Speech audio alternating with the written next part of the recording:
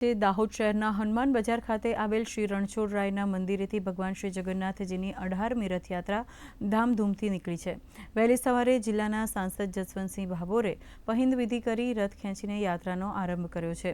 આ અવસરે જિલ્લા પોલીસ વડા ડોક્ટર રાજદીપસિંહ ઝાલા, નાયબ પોલીસ અધિક્ષક જગદીશ ભંડારી, દાહોદ પાલિકા પ્રમુખ, ઉપપ્રમુખ તેમજ અન્ય નેતાઓ ઉપસ્થિત રહ્યા હતા।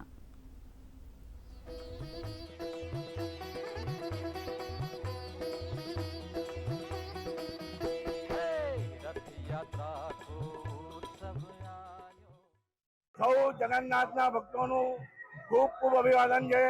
રથયાત્રા 18મી ભવ્ય રથયાત્રા દાહોદની નીકળી ચૂકી છે। આપ સૌ ભક્તો રથયાત્રામાં જોડાઓ એવી અમારી હાર્દિક અપીલ છે।